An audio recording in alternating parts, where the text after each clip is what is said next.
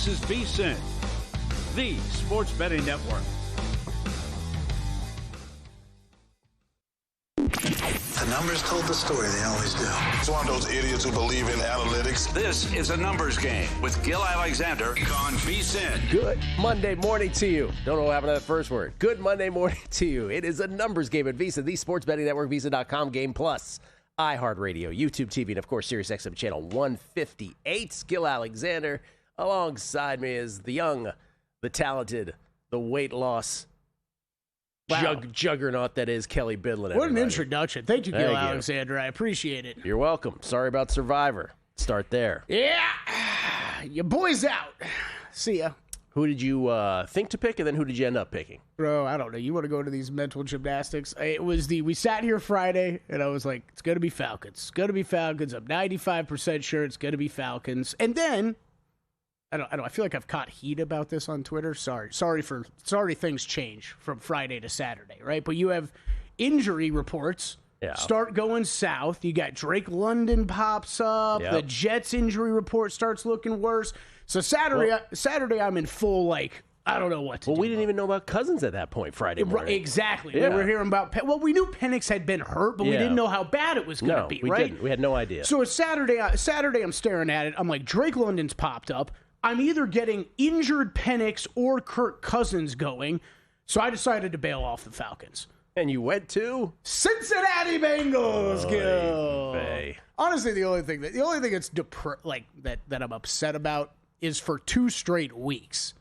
I sat here on the show and I said, Patriots. I have scheduled to go Patriots. And for 2 weeks in a row, I figured out reasons to not go Patriots at the end. Well, for those who are still alive in Survivor, Circa Survivor, congratulations to you. If you're still alive in any of your Survivor contests, congratulations to you. But we'll do it through the prism of Circa to start off the show on a guessing lines for week number 9.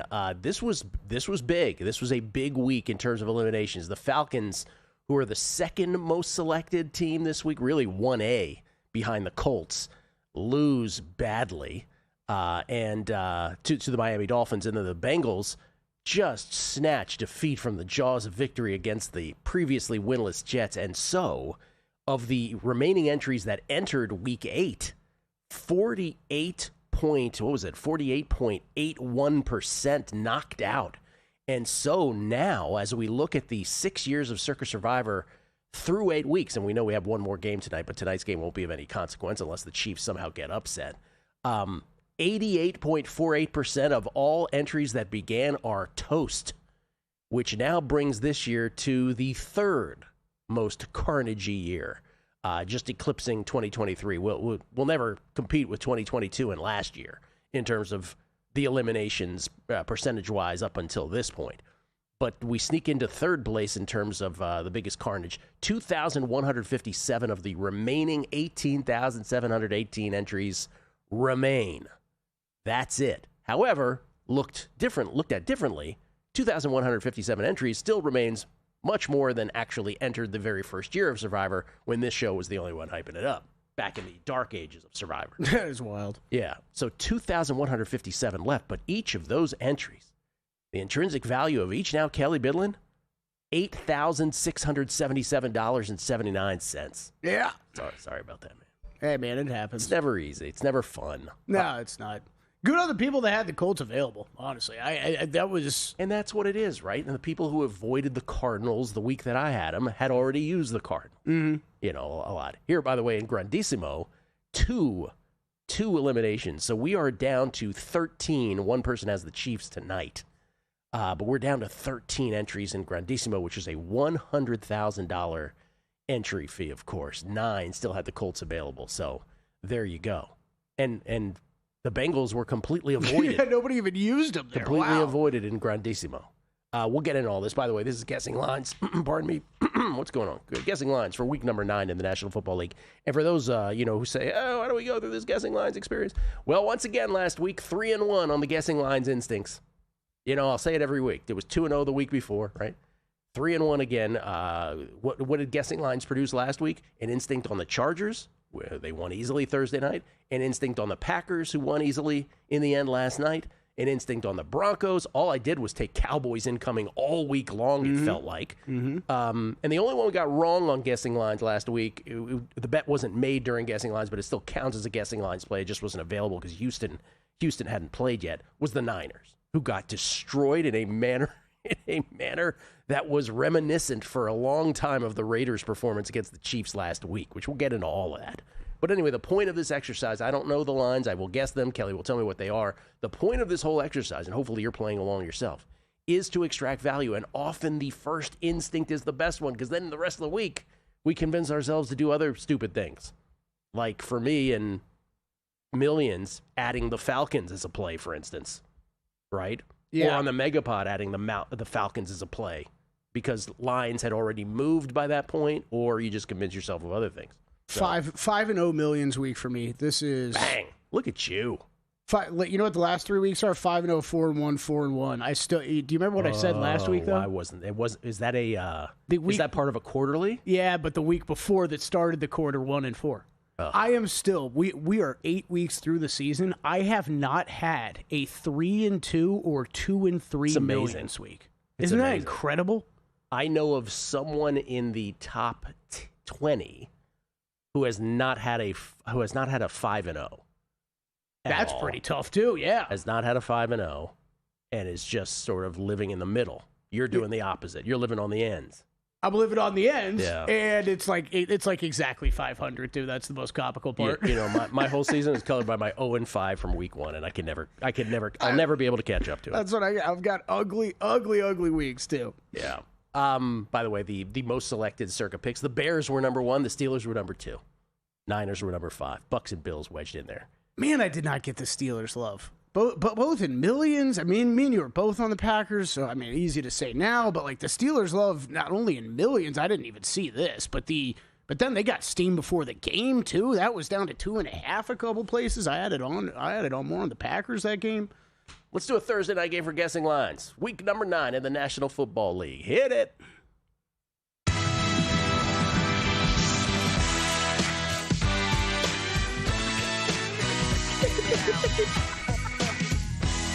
Now, again, the point of this is we'll recap all the games from yesterday. Leads us to guesses, leads us to the actual lines. Hopefully, we extract value. What is Thursday night? Or do we have a international game against Sunday this week coming up? We do not. Good. I enjoyed not having an international game this week. Hate to say it. I like how you jumped into that. But I'm just sorry. No, it was great. It was fantastic. I'm right there with you. Didn't have to get up that early. I feel so much more rested this Monday morning. Thursday night football begins with the Baltimore Ravens at the Miami Dolphins. All right, Baltimore with the proverbial must-win situation yesterday against the Bears. That was another controversy, right? No Lamar Jackson in the end. Yep. The Ravens have taken incoming from the league on this investigation. Wait a minute. I thought Lamar played a full practice. Then it was limited. Then it was not at all. And the Ravens' explanation, John Harbaugh's explanation was, well, he did participate in a full practice. It just wasn't with the first team. So trust me, we're not trying to conceal anything. Yeah. So it was a whole thing. Gil, good thing there wasn't any massive issue in sports last week with injury reporting or anything, you know? Or just shenanigans. Yeah. Baltimore does get it done, though, with Tyler Huntley as the starting quarterback. It was 6-0 Chicago at the end of the first quarter on 2 Santos field goals. Baltimore then went 62 yards, Henry in from 2 to take the lead 7-6, 8:15 left in the second quarter. Later, it would get to 10-6. And on a Tyler Loop 42-yard field goal. And then at the end of the first half, one of a couple fire drill attempts at field goals at the end of halves, Santos short on a 58-yard try will remain 10-6. Then 13-6 in the second half on a Loop 28-yarder, then another Loop chip shot, 16-6. Chicago would make it close. Then an 11-play, 83-yard drive, Swift in from 3, 16-13 Baltimore. With 12:22 left in the fourth quarter, the game was still in the balance. Then Baltimore 4th and 5 at the Chicago 39 with just under 10 minutes left. They decided to take a delay and punt.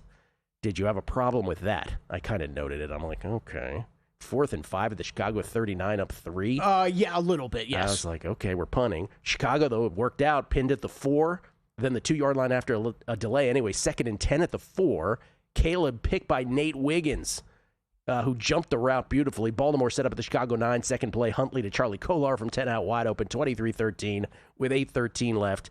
It would get to 23-16 on a Santos field goal with 5:06 left, but then Baltimore put it away. 9 plays, 66 yards, 3rd and 7 at their own 48. A conversion was key. Huntley to Hopkins for 14. 4 plays later, Henry in from 2. 30-16. That's how Baltimore would win it, as Chicago would turn it over on downs, down 2 scores late. So Baltimore gets it done. They are at Miami. Miami crushes the Falcons. God, did I get that one wrong. It was not a guessing lines play, but later in the week, I just added it as a millions. Miami, second time they had the ball, matriculated, 4th and 1 at the Atlanta 8. Ollie Gordon for 1, 2 plays later, 2 and 8. Chan from 3 outs, 7-0. Late first quarter, then 7-3. Miami 3rd and 7 at the Atlanta 15. This is in the second quarter. Tua gets the ball knocked up in the air. Sure pick, but 2 Atlanta defenders collide. J.D. Bertrand should have had it, but he bumps into his teammate. And so the Dolphins, instead of having a pick there, get a Patterson field goal 10-3. Next time they'd have the ball, that was really the moment for Atlanta if they were going to make a game of it, as it turns out. Next time Miami had the ball, 82 yards, 2 to Malik Washington. Beautiful pass from 9 out. 17-3 Dolphins at the half. And then in the second half, second time Atlanta had the ball, helped by a PI and Cousins to Bijan, 17-yard pickup, 1st and 10 to Miami 19. Bijan hit by Ifeatu Melifonwu, fumbles right to Terrell Dodson. Mm-hmm. That's when you knew. I was like, oh, if you had Atlanta in Survivor, that was the moment you were like, we're not winning. It's over. Miami goes 84 yards immediately. 2 at a Waddle from 43 out. Dead sprint. No one's catching him. 24-3. Next time, Miami set up at the Atlanta 41 because Atlanta turned the ball over on down. 7 plays. 2 at a Gordon for 20. Touchdown. 31-3. It would end 34-10 on a garbage touchdown. Baltimore minus. This is tough because I'm going to assume Lamar. But I don't know. Their defense still stinks. Yeah. Baltimore. So I'll say Baltimore minus 5.5. No man's land? 7.5. Ooh, that's very much taking into account Lamar Jackson once again this week. Yeah, but their defense, does he play defense? No, he does not, Gil. That seems high to me. Am I racing about the Dolphins? No. More guessing lines coming up. If you're serious about football betting, VSiN's got your weekend game plan. Fridays at 7 p.m., it's the Circa Friday Football Invitational. Saturday morning, VSiN's college football tailgate show at 9 a.m., breaking down matchups, props, and big-time bets. Later that night, join the football contest show as the sharpest betting minds give you their picks for Sunday's game. And Sunday at 9 a.m., lock in with Mitch and Pauly on VSiN's Pro Football Tailgate Show. Your final stop before kickoff. Check out the full lineup at VSiN.com and join us on the Sports Betting Network. So, Pauly, have you had a chance to read the VSiN Daily yet? Yeah, came in at 3 a.m. What's Bill doing up that late? Well, rumor has it, it starts off with a 12-hour meditation session. Then he just pours himself over film and live TV, really focusing and taking it all in. Bill's in with the biggest insiders, talking trade secrets, strategies, the whole nine, absorbing the info. And then and only then can the writing process begin.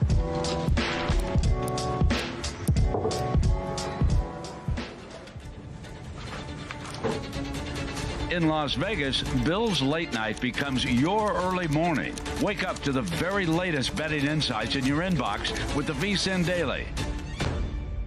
Sign up for free at vsin.com/newsletter. On the next edition of Prop Points, we'll start off the show reacting to all the action from NFL Sunday. Our Week 8 Monday Night Football matchup will be the Kansas City Chiefs hosting the Washington Commanders. The grinder, Tom Brawley from FantasyPoints.com, will join the program to give out his favorite props for Monday night, and I'll pop out my favorite props, and of course we'll have a Monday night special as well. I'm John Hansen. Tune into Monday's edition of Prop Points at 1 p.m. Eastern, only on VSiN, the Sports Betting Network.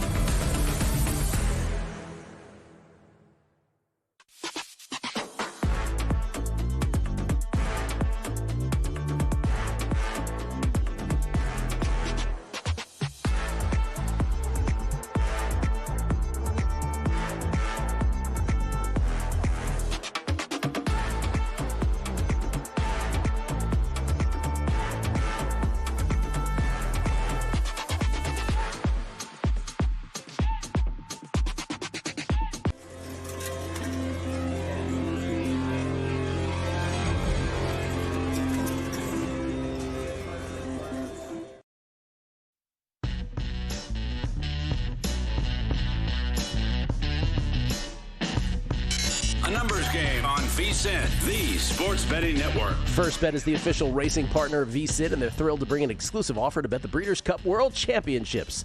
We got to get Four Natal and Felica in here. We got to talk Breeders' Cup this week. Use promo code VSINBC. That's VSINBC. And you'll be entered to win a VIP Vegas experience when you deposit and bet $200. That's VSINBC, as in Breeders' Cup. Plus, when you deposit and bet just $100, you'll get a 1-year VSiN Pro subscription for access to exclusive content, picks, and more. Bet the Breeders' Cup with First Bet, the official racing partner of VSiN, with promo code VSINBC at first.com/VSiN. That's the number 1 ST.com/VSIN. So in other words, Kelly, though the company's name is First Bet, it's not firstbet.com, it's first.com/VSiN. Don't make that mistake. 1st.com/VSiN. We get tweets at Beating the Book. Always appreciate the feedback from everybody. This is from Chris Heath. The great equalizer has yet to come into play this week. Oh, what he's referring to is the spread, which means that every favorite has covered, or every dog has won. Every dog that won outright. So there has no been. I'll say it better. There's been no favorite that has won but not covered. In what I will just say from a viewer standpoint, was one of the worst Sundays of NFL viewing. If there was no such thing as betting, and in-game betting, and all that kind of stuff, contests and props, everything, yeah. Contests, whatever. Good God, that was not the day yesterday. I didn't realize it was so bad. I heard this on NFL Today this morning, podcast coming in. 19 points per game was the average margin of, or 19 points was the average margin of victory this week in the NFL. That is the most since 2009. I wasn't imagining it. 8 games were decided by 18 points or more. Matthew Mayberry, since he dominated the whole game and took their foot off the gas, I took a chance this week and went Chargers, but the Bengals were my next option. Lucky to not end up on the Bengals myself. V. James Lloyd, my initial reaction from guessing lines last week, I would have gone 4-1, overthought it, ended the week 4-3. Guessing lines, the best practice to find value. Thank you, James. Todd Bubba Horwitz, I had Atlanta on one of my Survivor entries. The good news, they left no doubt that I had no chance. Typical Atlanta no-show. And the real Knicks, it's only fitting that Left Eye Tua played his best game of the year in the home of TLC, talking about Atlanta. Left Eye Tua. Did you catch that? A pregame, like Tua with basically looking out of one eye? Yeah. I had to have made every Falcons backer feel better, too. And then, no. Tua's best game of the season. Left Eye, T-Boz, and Chili, of course, who was referring to there with TLC. Atlanta scored. Atlanta was held to 213 total yards in that loss to the Dolphins. Atlanta's just second drubbing of the year at the hands of a doormat team. The Dolphins and the Panthers now crushed them earlier. This one was Cousins. By the way, Kirk Cousins looked every bit like he had not played football in a long time. Yes. Sure. And the Bijan usage, by the way, I know we're not even talking about Atlanta, but the Bijan usage was so strange. But good for Mike McDaniel, man. Good for the Dolphins. Good for him to get a little criticism off his back. And the thing with the Ravens, talking about that game, the Ravens at the Dolphins this week, which I guessed 5.5, and turns out it's 7 or 7.5, which I think is too heavy. But the thing with Baltimore, again, you're 2-5, and in a division where the leader has 3 losses, you are very much alive to make the playoffs. If you could just play a little defense. What's on Sunday? Let's go. Sunday, early window, Bears at Bengals. Ugh, those are that's not a fun game to start the morning with. 4-3 Bears now against the 3-5 Bengals. Chicago, by the way, we already mentioned, losing to Baltimore. Caleb was 25 for 38 for 285 in defeat. Odunze, 7 for 114. They outgained Baltimore. Chicago did 372 to 355. Cincinnati, and what was the only real heart-stopping game of the weekend and of the week in the National Football League thus far, against the Jets. Didn't start out that way. It was a real, turned into a just an absolute sprint of a football game. But 3-0 Bengals early. Jets, 4th play. They've had the ball 4th and inches at their own 37. Brees, 2-yard loss. Cincinnati set up at the Jets 35, 5 plays. Flacco in from 1, 10-0 Bengals. 5:35 left in the first quarter. Couple times later that the Bengals had the ball, it's 10-3 now in the second quarter. Cincinnati, 3 plays, 69 yards. Flacco to Jamar for 17, then to Jamar for 8, then to Higgins for 44, touchdown. 17-3 Bengals. 10:45 left in the second quarter. You're like, same old Jets. Except the Jets then went 9 plays, 78 yards. Fields to Tyler Johnson from 15 out on 4th and 2. At the Cincinnati 15, touchdown, 17-10. Bengals, 5:18 left in the second quarter. Cincinnati comes right back. 10 plays, 65 yards. Flacco to Chase Brown for 19, 24-10. The half would end 24-13. Then the second time the Jets would have the ball in the second half, and from here on out, it was just a track meet. Isaiah Davis, 59-yard run, the big play. Folk, 24-yard field goal, cuts it 24-16. Then the Bengals, once the Jets got within one score, like, all right, we'll take care of that. 8 plays, 65 yards. P. Ryan in from 32. 31-16 Bengals, 2:34 left in the third. Jets respond, 6 plays, 66 yards. Brees for 35. The big chunk, 3 plays later. Brees in from 5, touchdown. Fields outruns everyone on the 2-point conversion, 31-24 Cincinnati, early stages of the fourth quarter. Cincinnati's like, wait, one score? We'll take care of that. 7 plays, 73 yards. P. Ryan for 21 to start. Chase Brown in from 1 to end it. 38-24 Cincinnati, 10:21 left. Jets, 5 plays, 60 yards. 4th and 1 at their own 49. Fields to Jeremy Rucker for 24. Next play, Brees in from 27. Incredibly stays in bounds.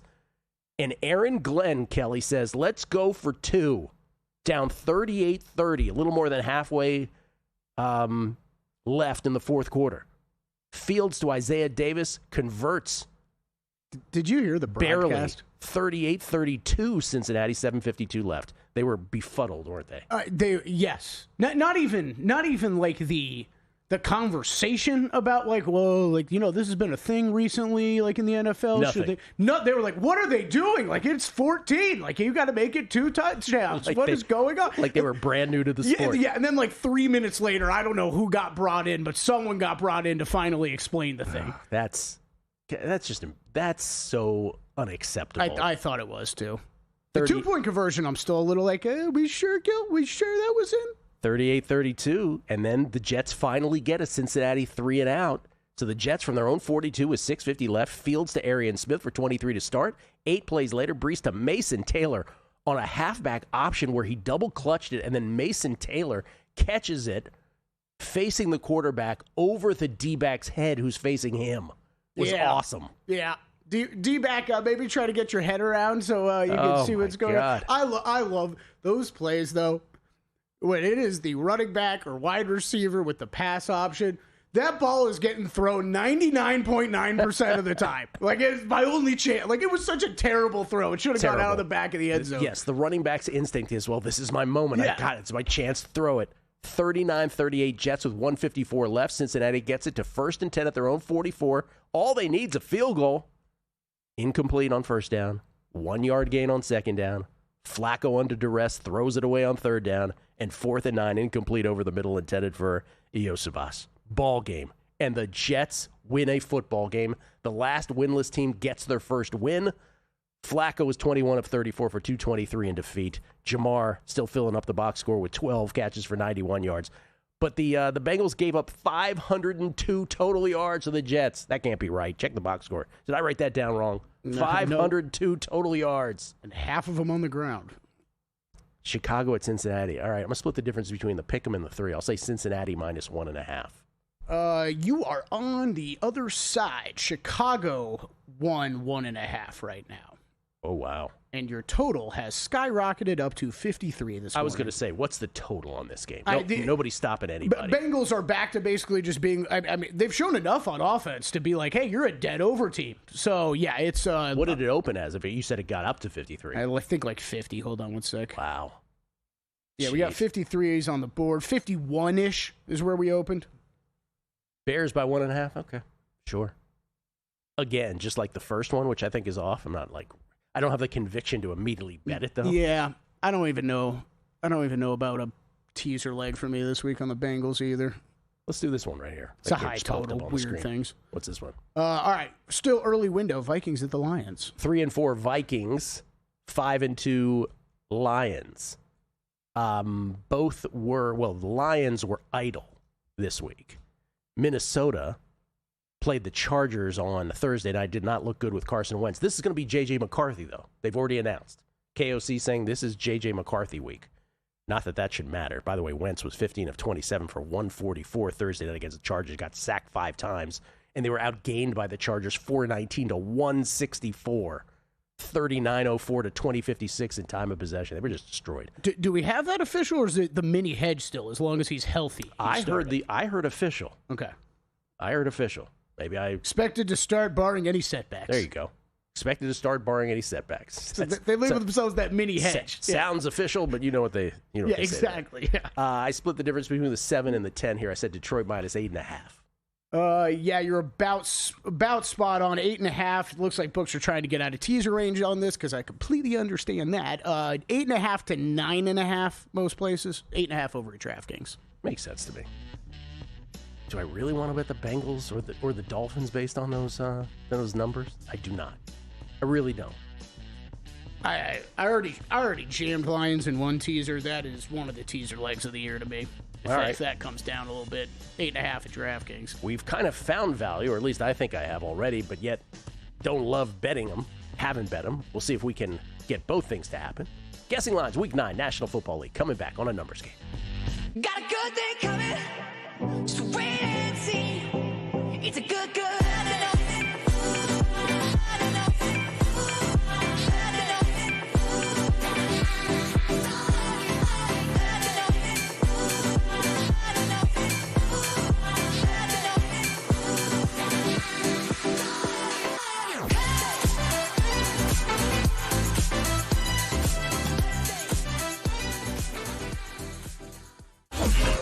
The NBA betting season is tipping off, and VSiN's got you covered with our brand new NBA betting guide. We've packed it with key insights and betting trends, previews of all 30 teams, and of course, our experts' season-long best bets. It's the playbook you want in your hands before the first tip. The guide is exclusive for VSiN Pro members, so don't miss out. Sign up today at VSiN.com/subscribe and join us on the Sports Betting Network.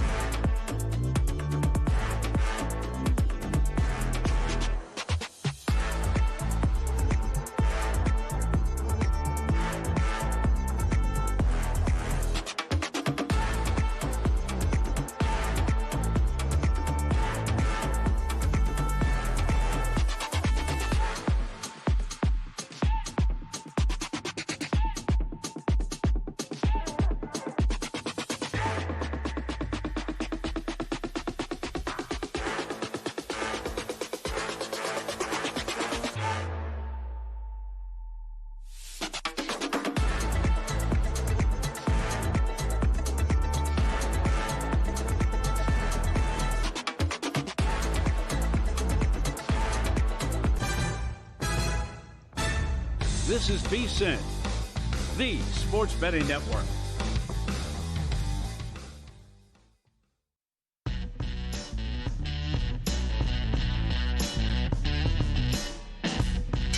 Numbers Game on VSiN, the Sports Betting Network. The Sports Equinox is here when all 4 major leagues are in action at the same time. Celebrate the best time of year for bettors with a VSiN Sports Equinox special. Sign up now, get full VSiN Pro access to everything we do through May 1st for only $120. It's less than $20 a month. You'll get daily best bets from hosted guests, DraftKings, Circa, and Brocco betting splits updated every 5 minutes, AI-driven prop projections, and matchup tools, 24/7 live and on-demand video on the VSiN Watch app, plus exclusive coverage for the World Series, football season, NBA, and NHL regular seasons, March Madness, and the NFL Draft. Don't wait. It's a limited-time offer. It will not last. Go to VSiN.com/subscribe today. That's VSIN.com/subscribe. By the way, of course, Game 3 of the World Series is tonight as well. Adam Burke will join us momentarily. Not momentarily, but after we go through the Week 9 guessing lines process to talk World Series Game 3 a little later on.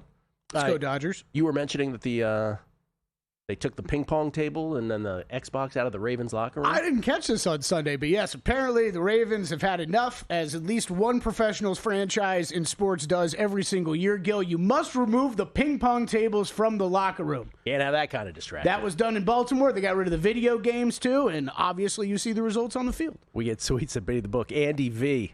Did you also notice in one of the 1 p.m. games, replay assist? Oh, he's talking about replay assists yesterday.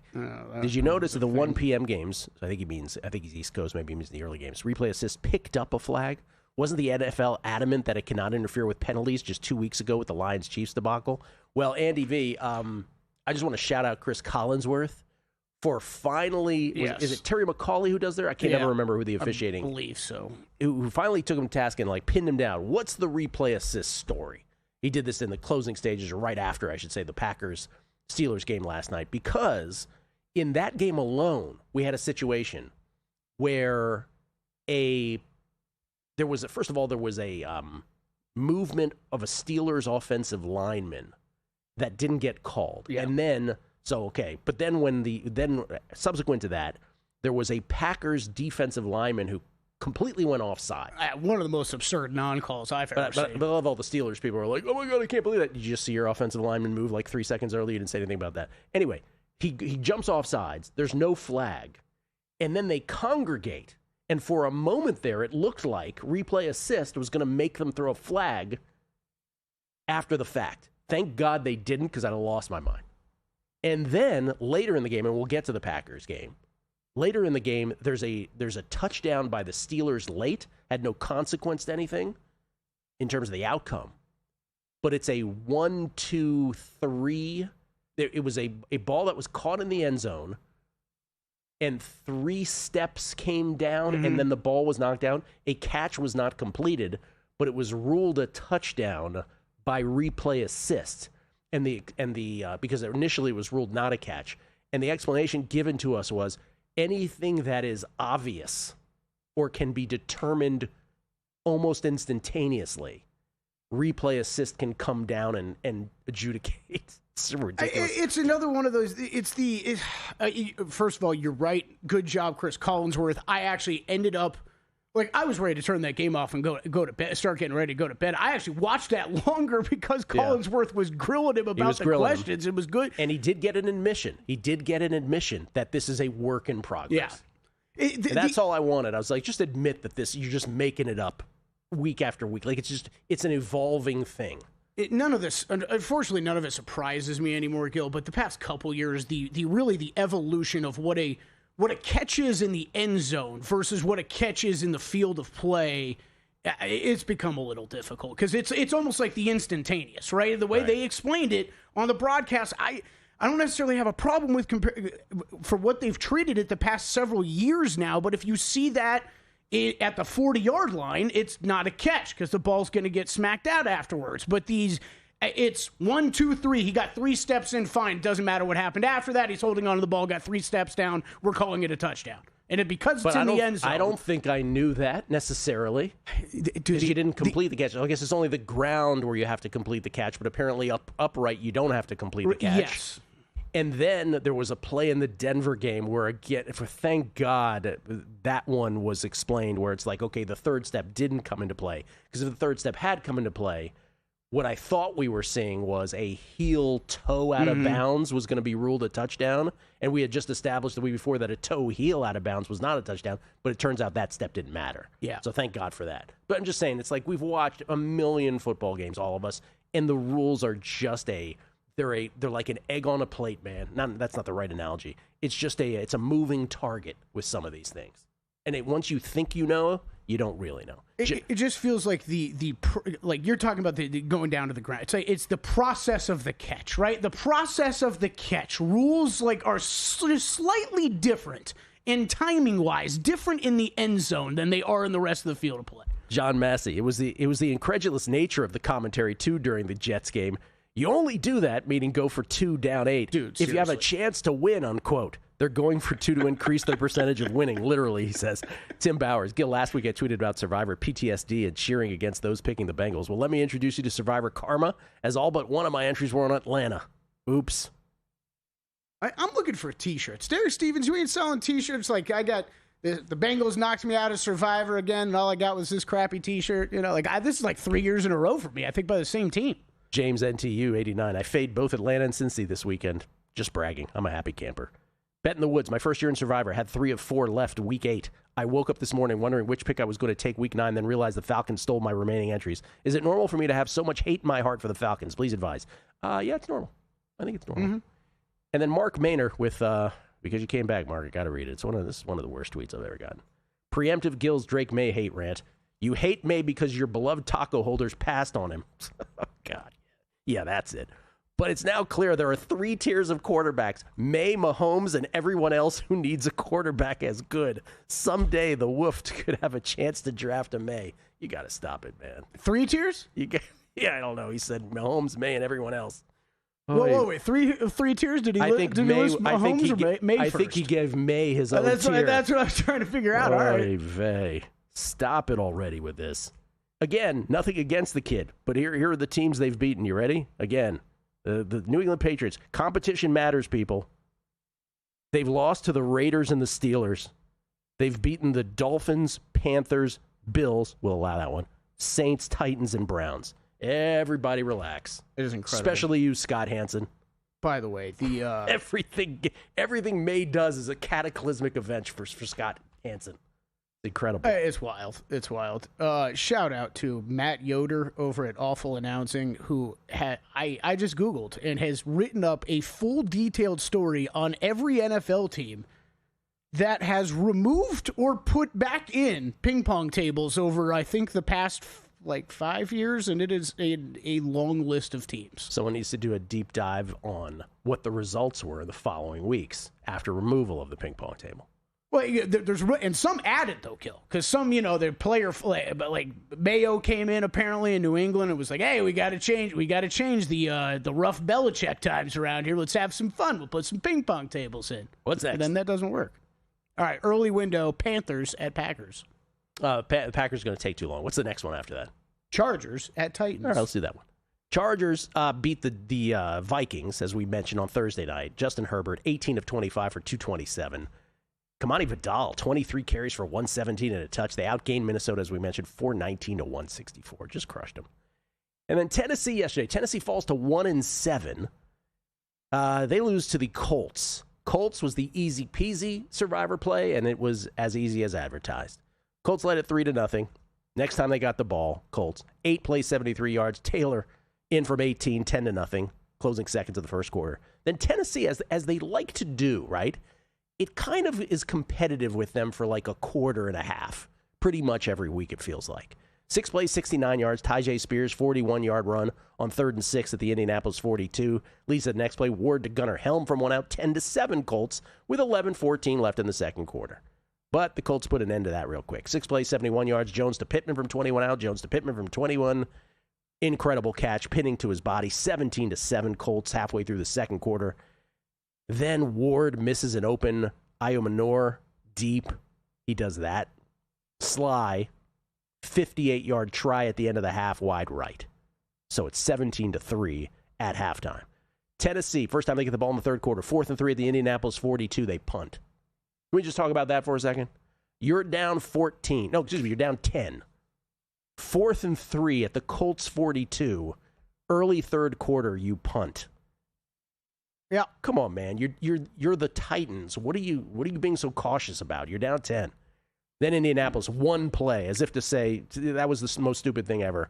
Jonathan Taylor, 80 yards, longest touchdown run of his career. He stays in bounds, 24-7, Colts. 4th, 3 at the Indianapolis 45. Ward sacked by DeForest Buckner. Indianapolis set up at the Tennessee 46. They convert a 4th and 1 at the Tennessee 37. JT for 4. Then 2 plays later, Jones flipped past Jonathan Taylor from 19 out, 38-7. I don't know. It's just on and on. They win at 38-14 to the Colts. This is the Chargers at the Titans. I will say the Chargers minus, based on previous lines, 7.5 at Tennessee. That was pretty close to open, Gil. Just pulling this up real quick. 8.5 at open. We're out to 10 most places. Okay, that's too many. 10.5 at FanDuel. Come on, the Chargers? Really? You going to lay that with the Chargers? On the road. No. Coming back.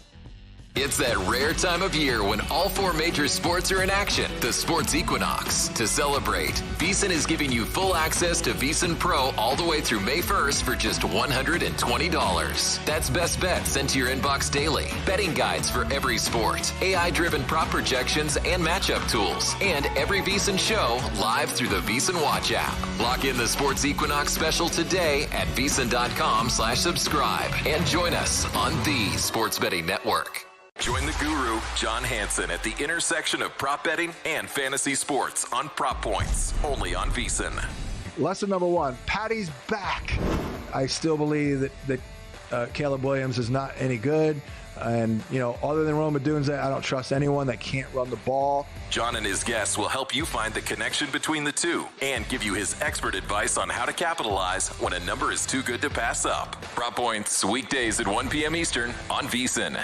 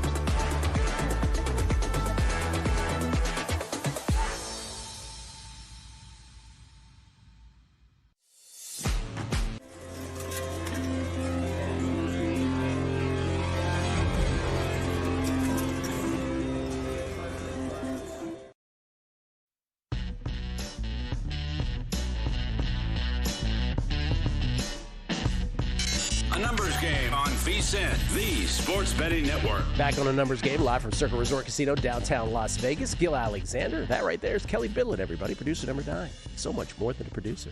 We get tweets at Beating the Book. Y'all are the best. Shooter McGamlin. Gil, I didn't like Baltimore punting on that 4th and 5 that you mentioned.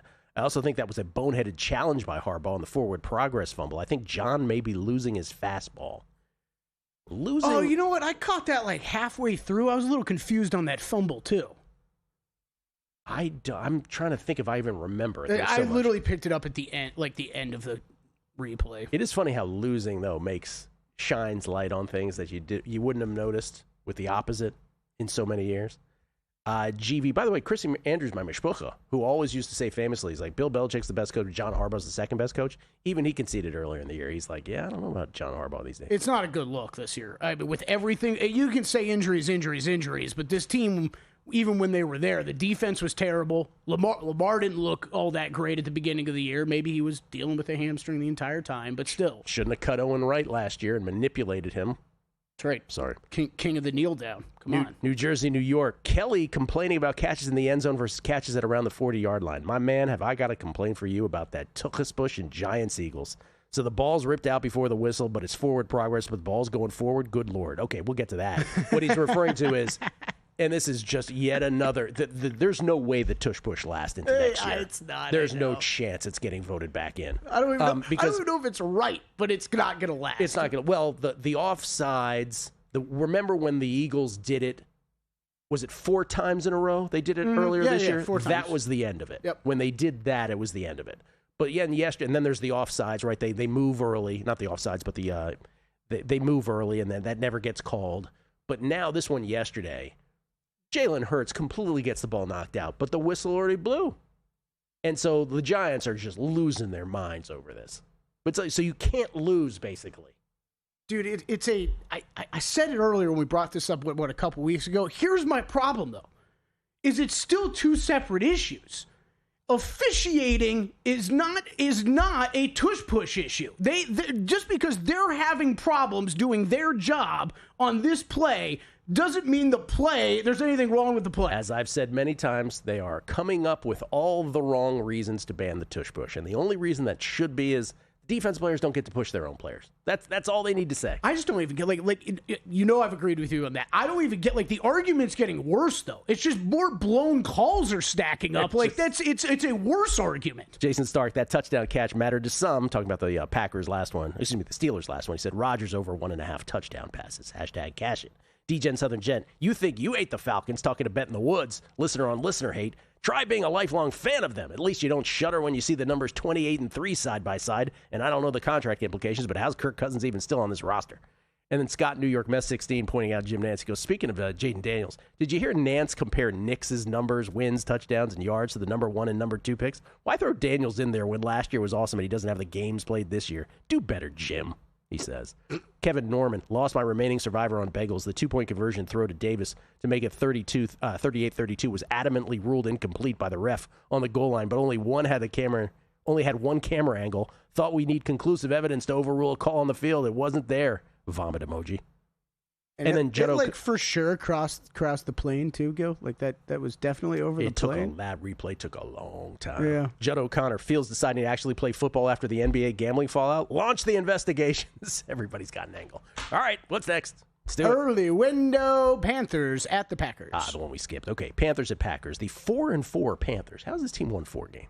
Against the now 5-1-1 Packers. Carolina got rolled by Buffalo. I was wrong about what's the big favorite most likely to lose outright. I said Buffalo. Good God, no. 3-0 Buffalo. Carolina matriculated 2nd and 11 at the Buffalo 21. Dalton hit by Greg Rousseau. Fumble recovered by Christian Benford. Buffalo go up 6-0. Then we'll be 6-3. A little field goal fest early. Then Buffalo, third play on their ensuing drive once it was 6-3. Third play, Cook for 64, touchdown. 12-3, Prater, extra point wide left. Then Carolina, 2nd and 7 at their own 32. Dalton picked by A.J. Epinesa. Point-blank range, returns at 24 yards. Buffalo set up at the Carolina 1. Allen in 19-3. Late stages of the second quarter. That was nice. Then Carolina, 3rd and goal to Buffalo 4 with 17 seconds left. Dalton does the one thing you can't do. He took a sack. Fire drill. Fitzgerald misses a 32-yarder. Can't take that sack. Come on, Andy Dalton. Are you new to this league? Right, yeah. Second half, third quarter, first time Buffalo has the ball, first drive, 65 yards. Allen to Khalil Shakir for 54. A lot of yak, 26-3. Next time they'd have it. By the way, Josh Allen became with that touchdown pass the leader in career games with both touchdown passes and touchdown runs in a game. He's done it 46 times. Were you surprised? Did you see that list? Cam Newton was second. Cam Newton second. Is Cam Newton number 2? Steve Young number 3. Yeah. Pretty far back. I think it was like 31. Yeah. Because quarterback, he was like a running quarterback back then, but every quarterback runs more than Steve Young did then. Right. Now. I don't think you're not. I'm kind of surprised he hasn't been passed by a Lamar Jackson or something like that. Yeah. Or a Michael Vick wasn't on there. Steve Young was phenomenal. No, I know he was, but Buffalo, it broke it open by then. Buffalo 9 plays, 88 yards, cooking from 21, 33-3. Anyway, on and on and on. 40-3. Your final score, 40-9. Buffalo crushes Carolina. So Carolina drops to 4-4. And then there's the Packers. In case you missed this game last night, it's a pretty interesting game because in the first half, it was kind of, I don't want to say all Pittsburgh, but Pittsburgh sort of like it was a Chris Boswell fest. He had a 56-yarder to make it 3-0. Then Green Bay would have a 5-play, 67-yard drive. Love to Kraft. Tucker Kraft was amazing last night for 16 yards. 7-3 Green Bay. And then Pittsburgh, next time they had the ball, was a 3-and-out. It was a near pick on second down by Edgerrin Cooper. That could have spelled a different first half, but instead, Green Bay gets the ball back, and McManus misses a 57-yarder. It's short, and with that short field, Boswell would add a 50-yarder to make it 7-6 Packers. Then Boswell would add a 48-yarder to make it 9-7 Steelers. And then the next time Pittsburgh got the ball up 9-7, 9 plays, 84 yards, Rodgers to DK from 2 out, 16-7, as McManus goes wide left on a half-closing field goal try. So 16-7, Pittsburgh at the half. And you're thinking, Green Bay Packers, are you ever going to show up?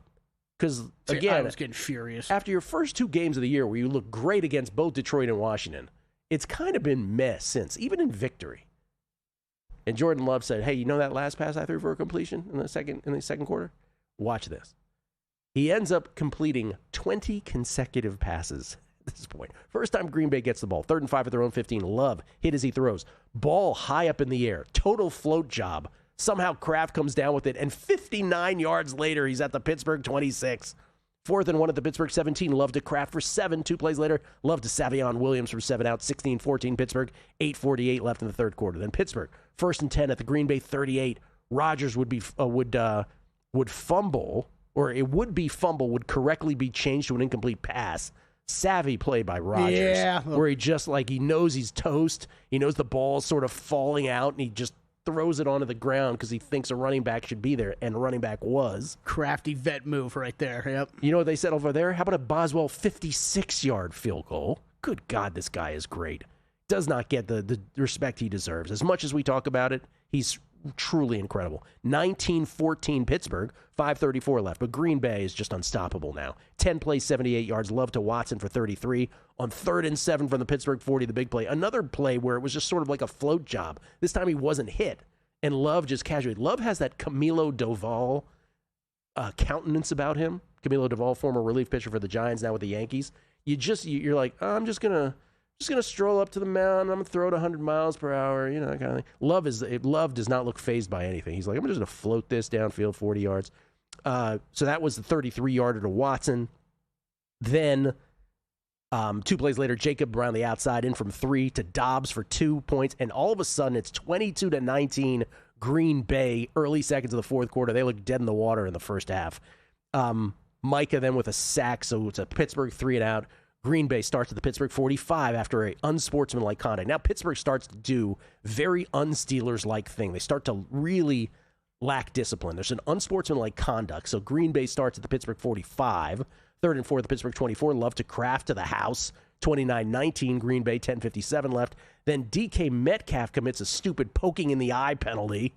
Another unsportsmanlike. So instead of 3rd and 2, it's 3rd and 17 at their own 18. Rodgers is sacked by Rashawn Gary. Green Bay would add a McManus field goal to make it 32-19 with 5:28 left, and then Rodgers to Gainwell, hit by Edgerrin Cooper, fumbles recovered by Javon Bullard. Green Bay with another McManus field goal, 35-19, and then that garbage touchdown we're talking about, Rodgers to Roman Wilson from 21 out, where he gets 3 feet down and then the ball's knocked out of his hands.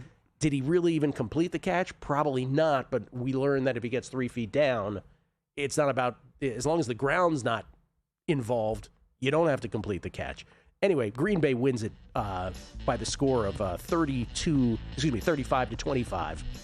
I will say Green Bay's an 8.5-point favorite hosting Carolina. You are way off here. Packers open 11.5. It is out to 12. I see a 13 on the board here at Circa. That's a lot of points, a man. lot